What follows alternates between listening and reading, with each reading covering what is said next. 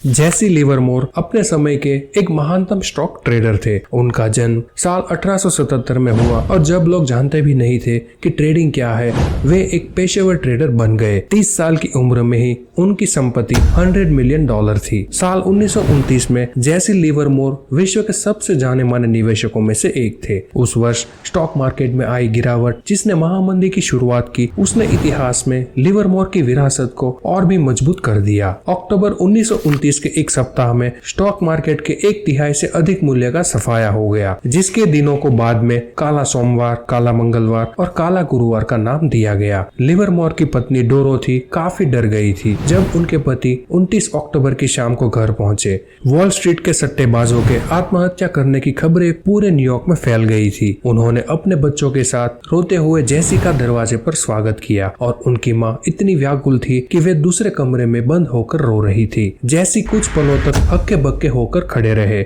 यह समझने से पहले कि आखिर हो क्या रहा था। फिर उन्होंने अपने परिवार को यह खबर सुनाई। भाग्य की दरकार और मौलिक सूझ से वे स्टॉक मार्केट में गिरावट पर दाव लगा रहे थे। आपका मतलब हम बर्बाद नहीं हुए हैं? डोरोथी ने पूछा। नहीं डियर, आज मेरा ट्रेडिंग में सबसे अच्छा दिन था। हम शानदार ढंग से अमीर हो गए हैं और जो भी चाहे वह कर सकते हैं, जेसी ने कहा। डोरोथी दौड़कर अपनी माँ के पास गई और उन्हें चुप होने को कह दिया। एक दिन में जेसी लिवरमोर ने $3 बिलियन से भी अधिक के बराबर की कमाई की थी। स्टॉक मार्केट के इतिहास के सबसे खराब महीने में वे विश्व के सबसे धनवान लोगों में से एक बन गए। जब लिवरमोर का परिवार इस अद्भुत सफलता का जश्न मना रहा था, एक दूसरा व्यक्ति निराशा में वॉल स्ट्रीट की गलियों में भटक रहा था। अब्राहम जर्मांस्की एक करोड़पति रियल एस्टेट निर्माता थे, जिन्होंने 1929 के तूफानी दशक में काफी समृद्धि प्राप्त की। जैसे ही अर्थव्यवस्था तेजी से बढ़ी, उन्होंने वही किया जो वस्तुतः हर दूसरे सफल न्यूयॉर्क निवासी ने किया। स्टॉक मार्केट की बढ़ती कीमत पर जमकर दाव लगाया। 26 अक्टूबर 1929 को द न्यूयॉर्क टाइम्स ने एक लेख प्रकाशित किया जिसने 2 पैराग्राफ में एक दुखद अंत दर्शाया।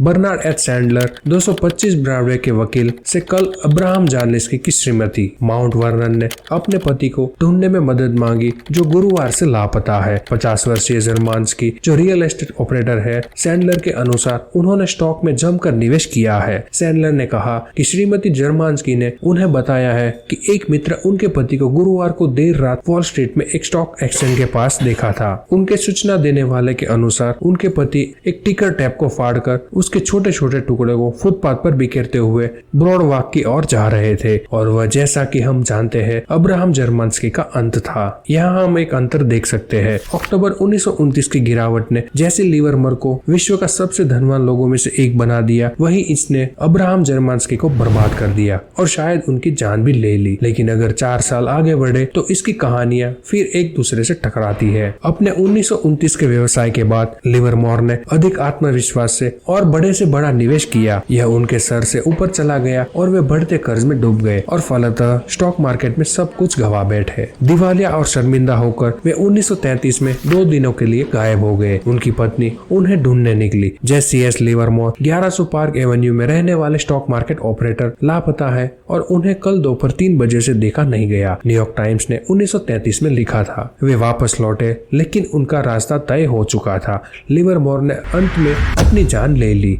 समय अलग अलग था, लेकिन जर्मांस्की और लिवरमोर में एक समानता थी। वे दोनों धनवान बनने में बहुत अच्छे थे और धनवान बने रहने में उतने ही खराब। अगर आप सोचते हैं कि धनवान शब्द आप पर लागू नहीं होता, तो इस अवलोकन से मिली सीख सब पर लागू होती है और इनकम के हर स्तर पर। संपत्ति प्राप्त करना एक बात है और इसे बनाए रखना दूसरी बात। यह कहानी बिल्कुल सच है कि शेयर बाजार में ट्रेडिंग करने के कितने खतरनाक परिणाम हो सकते हैं, और हम शेयर बाजार में ट्रेडिंग करके अमीर भी हो सकते हैं। लेकिन जैसा कि इस कहानी में बताया गया है कि ट्रेडिंग में पैसा डूबने के बाद इंसान के पास कोई रास्ता नहीं रहता, जिसके कारण कई लोग आत्महत्या भी कर लेते हैं। इसलिए जो ज्यादातर सफल निवेशक होते हैं वह हमें ट्रेडिंग करने से मना करते हैं, क्योंकि सारा पैसा डूब जाने के बाद, आर्थिक कर्ज में डूबने के बाद बहुत कम लोग उस समस्या से बाहर आ पाते हैं। इसलिए कभी भी लोन लेकर ट्रेडिंग ना करें। उम्मीद करता हूँ कि आपको यह वीडियो से कुछ सीखने को जरूर मिला होगा। अगर आपको ये वीडियो पसंद आई है तो हमारे वीडियो को लाइक करें, हमारे चैनल को सब्सक्राइब करें और वीडियो को शेयर करें। धन्यवाद।